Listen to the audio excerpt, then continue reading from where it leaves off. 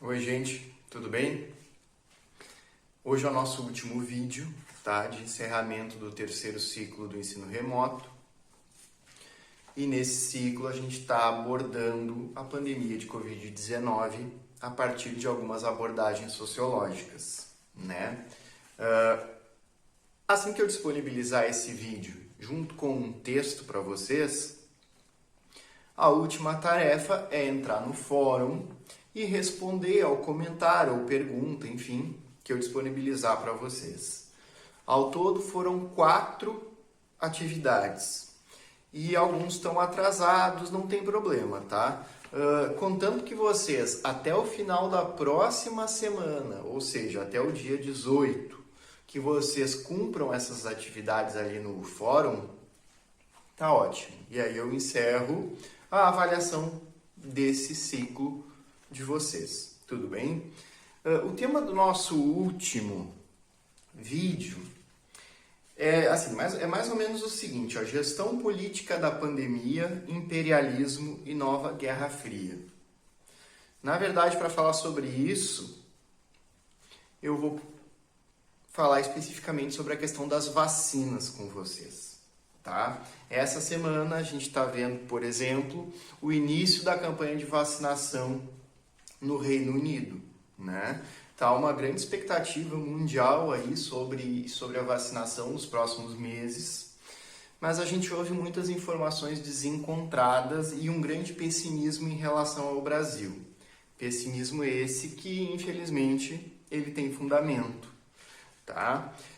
Só para fazer aqui uma breve introdução para vocês, a gente tem aqui, eu listei aqui cinco laboratórios principais que estão bem adiantados, né? Terminando ou já terminaram a fase 3 de teste das vacinas, ou seja, a partir daí a vacina pode ser distribuída, que são o laboratório Moderna, nos Estados Unidos, tá?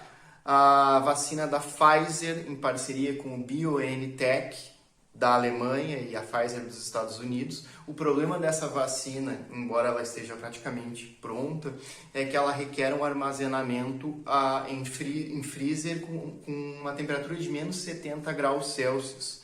E muitos países não têm tecnologia suficiente para armazenar essa vacina, então ela acaba sendo inviável, né? O outro é do laboratório Gamaleya, que está terminando a produção da Sputnik V, aquela vacina russa. E aí eu vou me concentrar em 2 aqui especificamente, que é a vacina do laboratório da AstraZeneca, né? Eram 2 laboratórios, um britânico e um sueco, que se fundiram, formando o laboratório AstraZeneca, e eles estão produzindo aquela vacina que a gente chama de vacina de Oxford, que tem parceria com a Universidade Britânica, tá? Estou destacando esse laboratório porque existe um acordo do governo federal brasileiro de produção da vacina de Oxford em parceria com a Fiocruz, uma importante instituição de pesquisa na área brasileira. Foram investidos 2 bilhões aproximadamente do governo federal para a produção dessa vacina no Brasil. E o outro exemplo, que ele é bem emblemático para discutir o nosso tema aqui hoje, é o laboratório Sinovac, chinês, que está produzindo aquela vacina chamada de Coronavac, e que também existe um acordo, só que ele não é federal, ele é estadual, do governo Dória, o governo do estado de São Paulo, de produção da vacina Coronavac em parceria com o Instituto Butantan, também um super respeitável instituto de pesquisa brasileiro, da mesma forma que o Fiocruz. Eu gostaria de dizer para vocês aqui hoje que essa é uma corrida meramente científica, que os laboratórios, que os países, eles estão correndo atrás para produzir a vacina o quanto antes, e que em breve nós imunizaríamos a população mundial num grande acordo, enfim, entre governos, laboratórios, instituições de pesquisa. Mas não é isso que acontece, tá?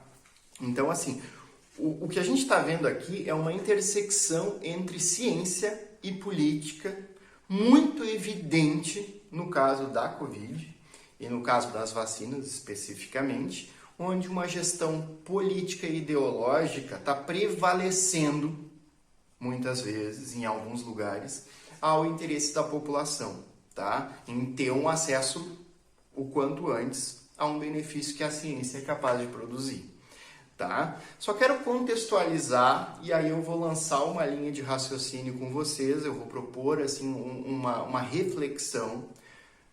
Começo no Brasil, vou fazer toda uma linha de raciocínio e vou terminar novamente no Brasil, tá? Então, assim, hoje a gente tem um governo que é o governo Bolsonaro. Não é surpresa para ninguém que esse é um governo bastante controverso, né? Apesar de estar inserido em uma ordem institucional democrática, o governo Bolsonaro ele tem uma retórica de extrema direita, ou seja, uma retórica extremista, né? E assim, só para lançar algumas bases desse governo, é um governo que se elegeu e mantém a sua popularidade com base em fake news, ou seja, muita notícia falsa. É um governo que tem uma retórica anticomunista, tá? No sentido de que ele utiliza esse discurso para manter a sua aprovação perante um público muito conservador, né? Outra questão, é um governo com uma retórica negacionista. Não foram uma, nem duas, nem três as situações em que o governo veiculou informações falsas ou questionando pesquisas sérias, né? Relativizando a importância da ciência. É um governo que é caracterizado por um ataque às instituições multilaterais. Dois exemplos aqui, tá? A ONU e a OMS. A OMS eu já falei para vocês no primeiro vídeo do ataque do governo ao secretário, ao Tedros Adhanom e à OMS em geral lá no início da pandemia, né?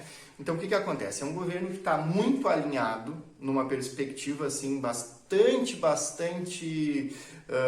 vassala, sem autonomia nacional, aos Estados Unidos, mas mais em particularmente a administração Trump, que está deixando agora a presidência dos Estados Unidos. Então assim, o que o Trump atacava, o governo brasileiro, Bolsonaro, atacava também, né? E aí entraram instituições sérias, respeitáveis, no sentido assim de que, apesar das limitações, a ONU tenta manter uma ordem internacional baseada na diplomacia, né? É uma instituição importante para a gente não resolver todos os conflitos na base da guerra, por exemplo. Mas não, o nosso excelentíssimo presidente, acompanhado do seu eleitorado, o seu eleitorado, começou a meter o pau na ONU, na OMS, enfim, tá?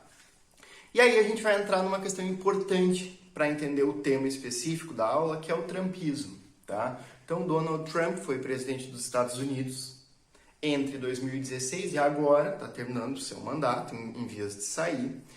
E o Trump, ele de alguma forma, para manter a hegemonia dos Estados Unidos, ele lançou mão de uma política diferente daquela que caracteriza a narrativa oficial dos Estados Unidos, né?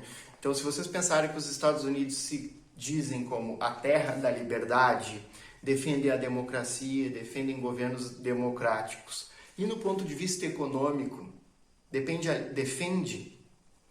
a liberdade de mercado, não foi bem assim que o Trump atuou, né? Então, assim, o Trump ele entrou numa política agressiva anti-China, principalmente no setor econômico, mas isso também foi midiático, ideológico, através de uma guerra comercial contrária aos princípios de mercado, uma política protecionista anti-mercado e um acirramento público do conflito e das tensões bélicas com o Oriente, né? Que não é nenhuma novidade nos Estados Unidos, isso aí caracteriza a política externa deles nas últimas décadas, por exemplo, em relação ao Oriente Médio.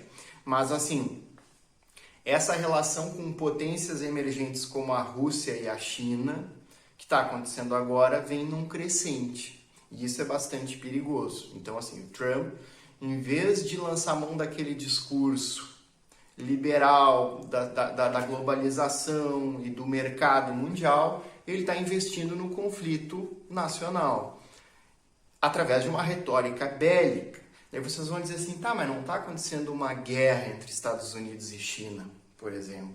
Só que assim, a gente tem tido, nos últimos anos, um crescimento, por exemplo, de exercícios militares dos Estados Unidos nas proximidades da China, tá? Uma série de provocações.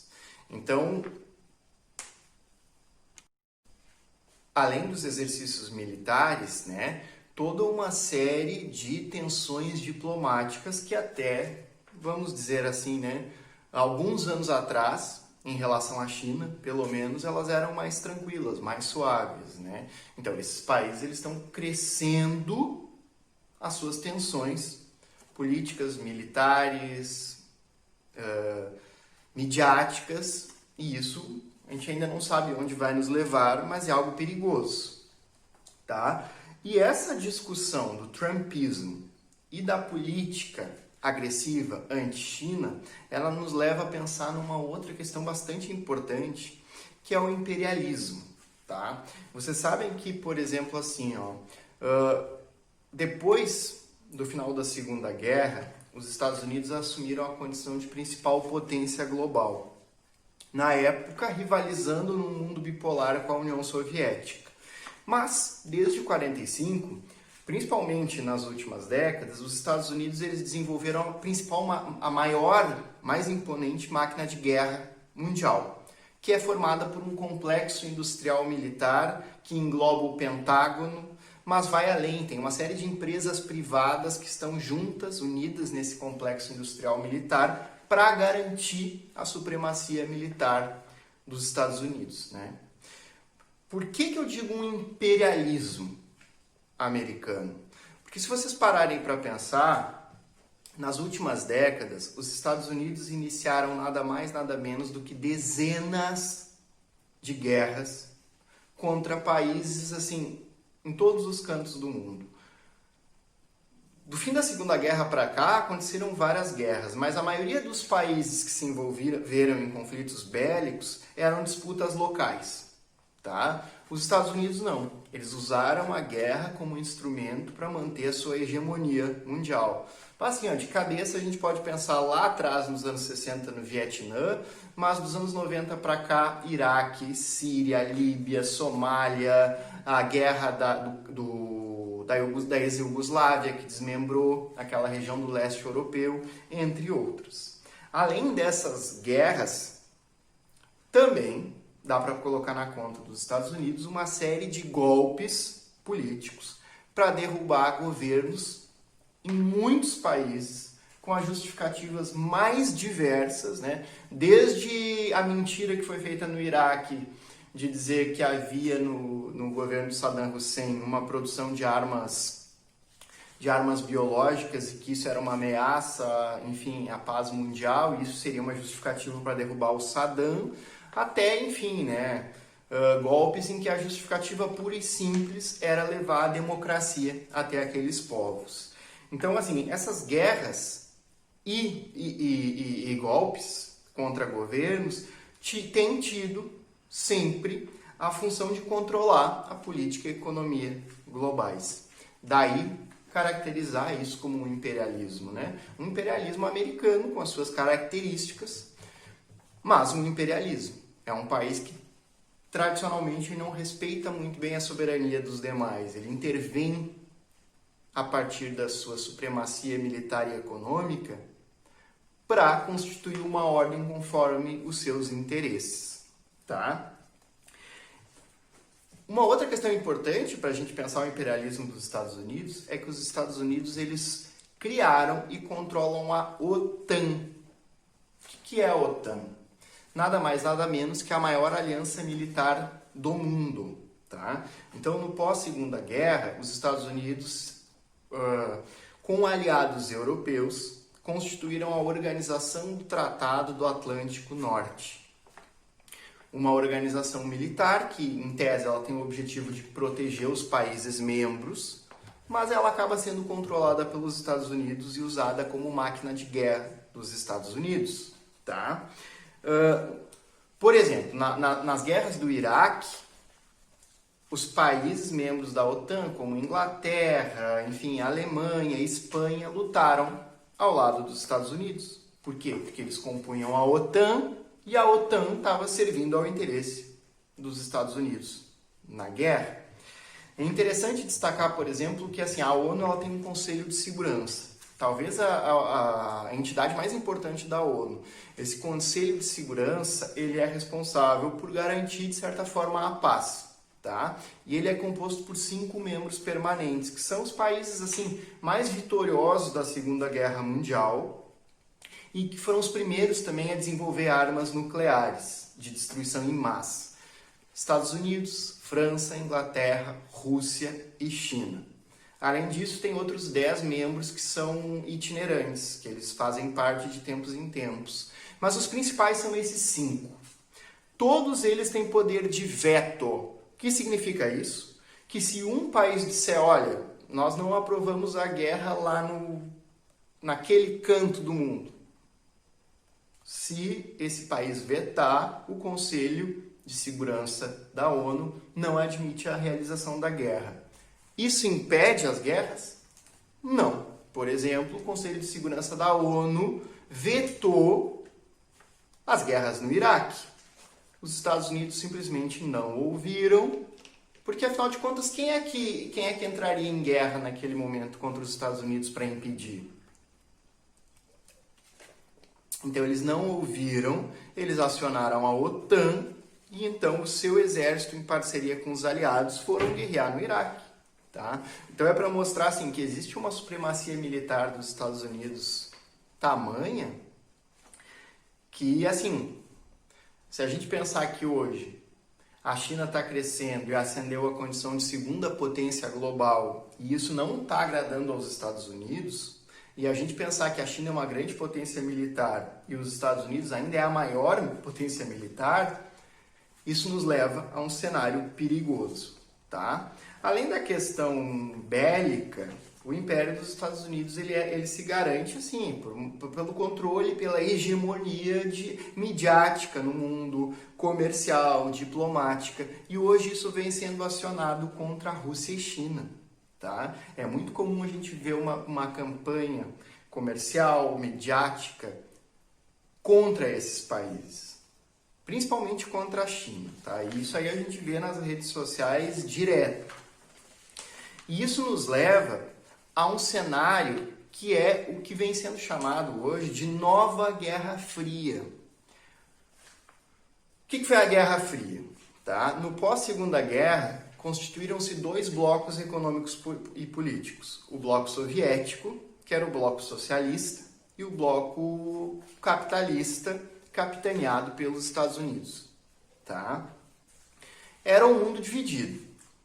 Em muitos aspectos não havia conexão. Quando acabou a Guerra Fria, quando caiu a União Soviética, a gente entrou numa nova ordem, que eu já vou comentar para vocês, de um mundo integrado. E a partir daí a gente passa a utilizar o termo globalização. Tá? Além da questão bipolar, tem uma questão ideológica na Guerra Fria, que é a questão capitalismo versus comunismo. Então, o que seria uma nova Guerra Fria? Seria seria uma tensão, entre um mundo bipolar do ponto de vista ideológico, em que os Estados Unidos eles são o expoente do capitalismo ou do liberalismo e a China seria a terra, o resgate, né, daquele socialismo da União Soviética, ele estaria atualizado no socialismo chinês. Tá?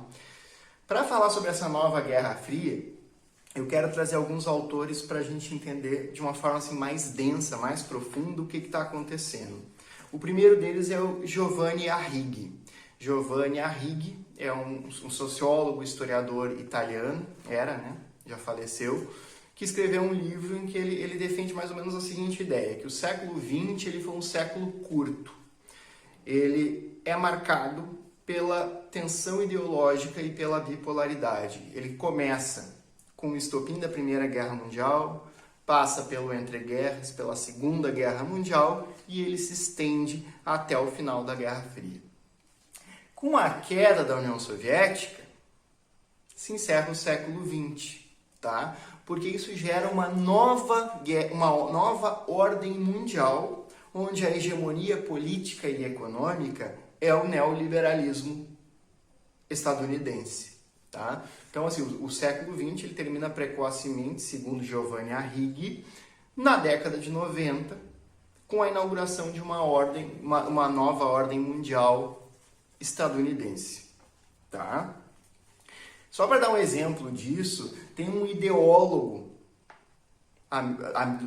do americanismo e do neoliberalismo, que é o Francis Fukuyama, que ele escreveu um livro bastante, até de certa forma, não é ingênuo, porque ele tinha um propósito ideológico, mas se a gente olhar para ele hoje parece ingênuo. O livro se chama O Fim da História e o Último Homem, onde ele defende a ideia de que com a queda da União Soviética, a gente chega numa espécie de fim da história. De agora em diante seria capitalismo para sempre, globalização para sempre, nada seria mais capaz de mudar essa ordem. Fukuyama errou feio, né? Porque, deixa eu calcular aqui, 3 décadas depois a gente está vendo uma bagunça na ordem mundial e, assim, algo bem diferente do cenário defendido por ele como a história para sempre, né? A história ad infinitum, né? Um outro teórico extremamente importante para a gente pensar, vamos assim, Giovanni Arrighi ele nos mostra a nova ordem mundial como o início do século XXI, capitaneada pelos Estados Unidos, pela ideologia do neoliberalismo, tá? Mas nós temos um outro teórico aqui, que é o Immanuel Wallerstein, que é um sociólogo estadunidense, que ele tem uma teoria fantástica, que é assim, a teoria dos sistemas mundo. Toda vez que uma economia for integrada, tá? Essa economia ela vai ser composta por uma relação entre centro e periferia, onde o centro ele vai ser mais determinante que as periferias. Só que assim, essa relação ela é mutável, ela não vai permanecer sempre igual. O Wallerstein ele traça assim, uma história das relações econômicas de centro e periferia a partir do desenvolvimento do capitalismo na Europa. Então, lá no final da Idade Média, naquele protocapitalismo das cidades medievais, ele diz assim, já existe um centro aí. São aquelas cidades italianas, Gênova, Veneza. Mas esse centro foi se deslocando. Passou 2 séculos depois para a Holanda, passou pela França, até que chegou no século XIX, com a Revolução Industrial, o seu centro chegou na Inglaterra.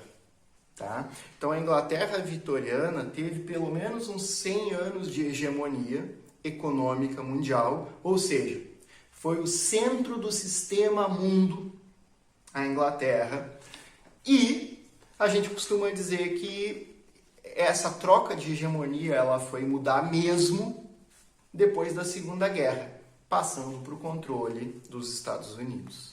Tá? Só que aí tem uma questão interessante. Se a gente olhar que os Estados Unidos e a Inglaterra, embora eles sejam países diferentes, em continentes diferentes, se a gente perceber que os Estados Unidos e a Inglaterra eles têm uma relação, uma imbricação cultural muito forte mesmo, a gente pode dizer o seguinte, existe uma continuidade do centro do sistema mundo econômico mundial, uma continuidade anglo-americana há 200 anos. Tá? Basicamente é isso, há 200 anos o centro da economia mundial está nisso que a gente pode chamar de atlanticista, né? Que é essa economia e política regulada por um controle primeiramente britânico e agora americano ou estadunidense. Tá? O que isso tem a ver com a China? Tem a ver que é o seguinte, como a China, embora é um país com características políticas socialistas, mas como a China está integrada à economia global, ela não está apartada dessa lógica do sistema mundo. Pelo contrário, a China ela tem uma economia hoje extremamente dinâmica dentro das regras do jogo do capitalismo global. E a gente tem observado, dos anos 90 para cá, mas cada vez de forma mais crescente, a gente tem observado uma ascensão econômica da China. E com isso, um deslocamento do centro do sistema econômico global para o Oriente. Não é possível dizer ainda que a China é o centro da economia global e o restante é periferia. Não. Mas tem alguma coisa acontecendo aí, né? A China está crescendo, está crescendo, está crescendo, não para de crescer e há uma previsão de que ela assumirá a primeira posição de economia global em alguns anos.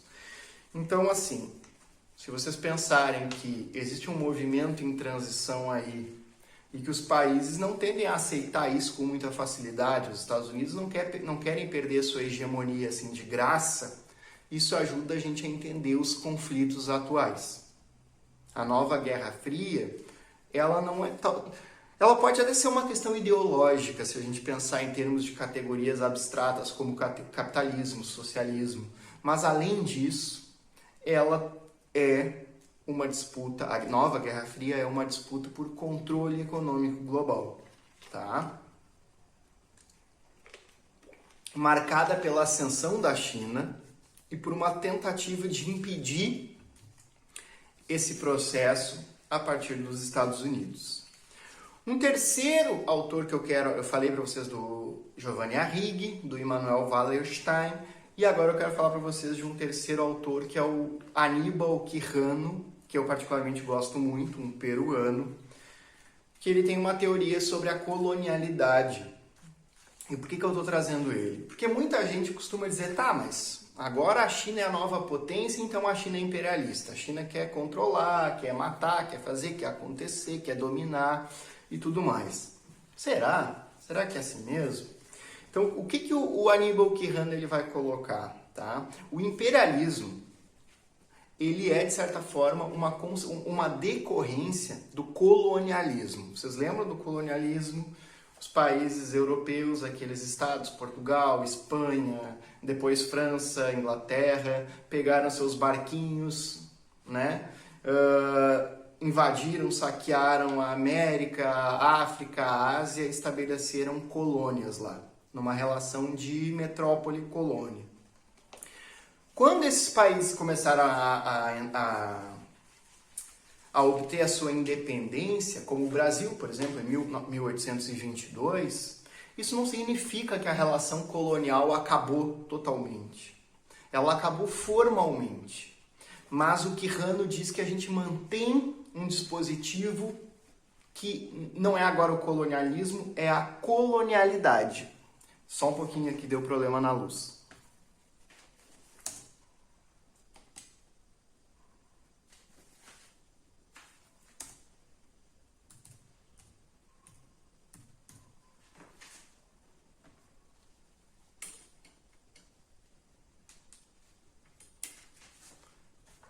Tá.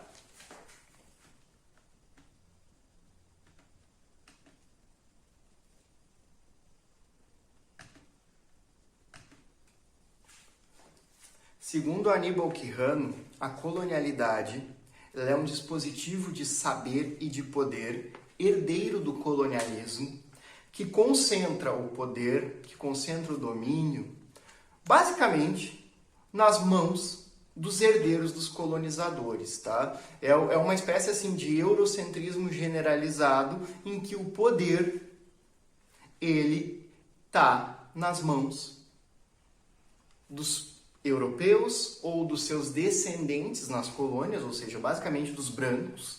Se a gente observar aqui hoje, por exemplo, quem é mais rico na sociedade brasileira, quem tem mais privilégios, quem tem mais riqueza e mais nível de instrução e melhores empregos, ainda são pessoas brancas com descendência europeia, e que os povos racializados, ou seja, os descendentes de africanos escravizados e de indígenas, eles ainda ocupam uma posição marginalizada, a gente pode observar que a colonialidade ela ainda é muito poderosa, muito eficiente, tá? Existe sim um recorte racial no poder político e econômico, que não é só racial, também é patriarcal, que é algo que o Quijano vai dizer, né? Esse patriarcalismo europeu, colonial, ele continua importante na colonialidade dos últimos 100 anos, vamos dizer assim, né?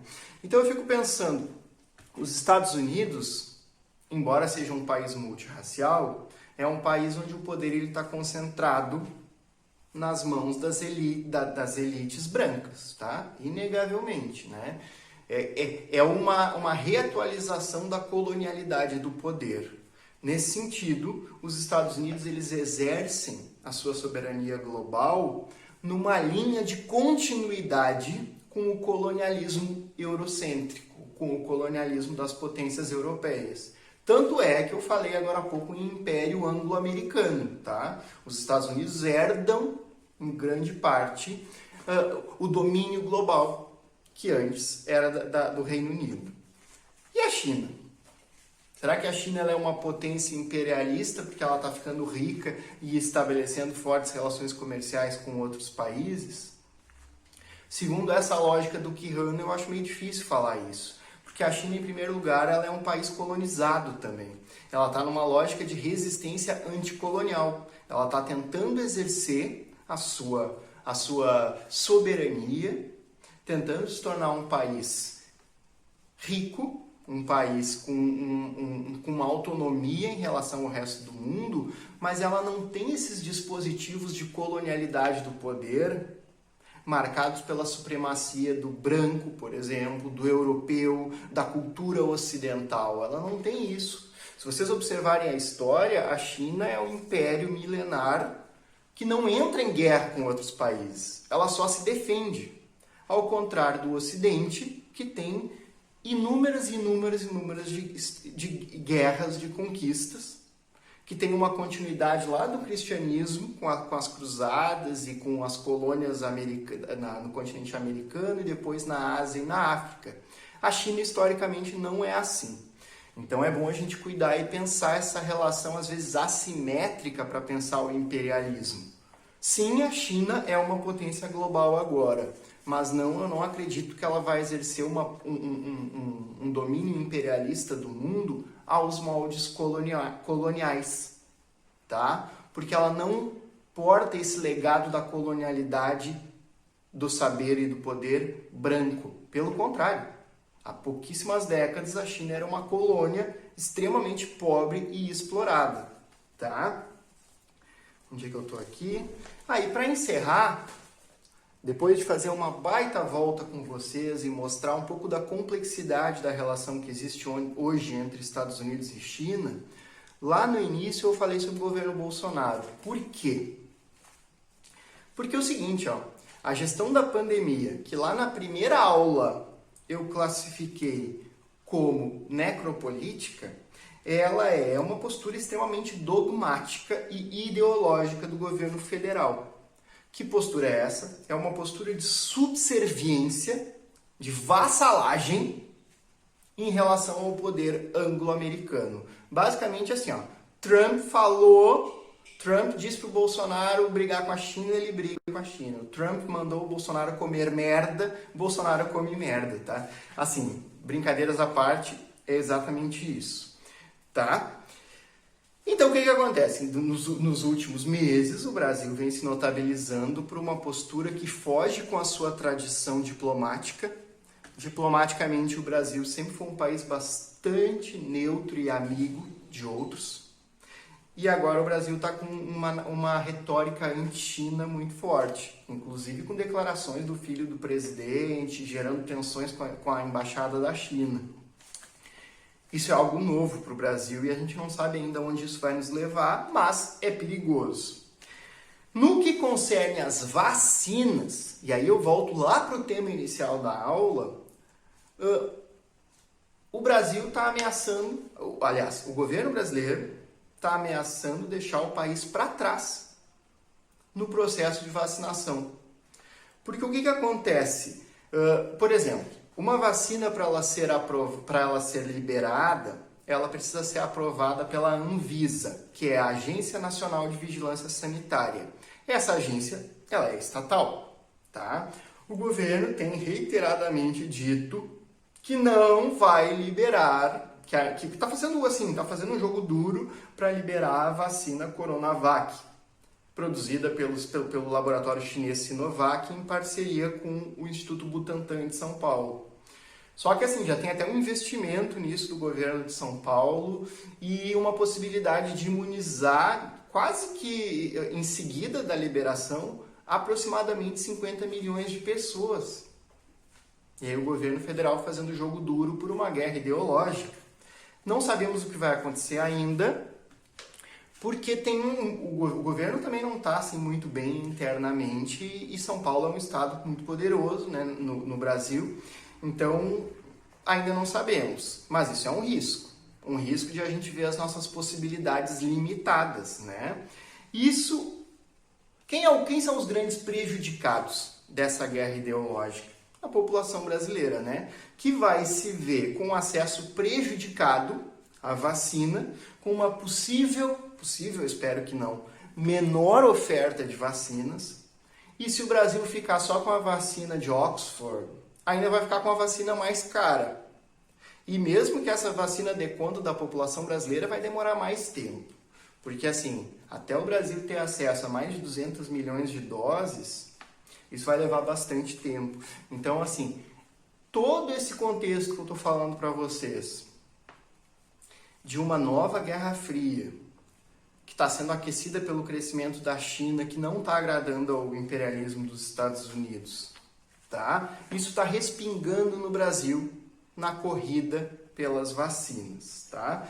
Então, assim, eu espero sinceramente que o pragmatismo político, ou seja, que a postura assim menos lunática e o compromisso com a saúde pública, eles prevaleçam em relação a essa guerra ideológica e essa subserviência do governo Bolsonaro aos Estados Unidos e ao trumpismo, tá? Eu espero sinceramente. Mas esse vídeo foi para mostrar para vocês que, por mais que a gente pense na vacina como algo científico, na verdade, as questões científicas elas também são travadas dentro da política. E esse é um exemplo bem claro do quanto a ideologia e a política elas podem interferir para o bem e para o mal nos nossos processos de avanço científico e de como esses processos vão chegar até a população, tá? Então encerramos aqui o terceiro ciclo. Beijo para vocês. Tenham todas um ótimo fim de ano, um ótimo Natal dentro do possível. Se cuidem, usem máscara. Beijo.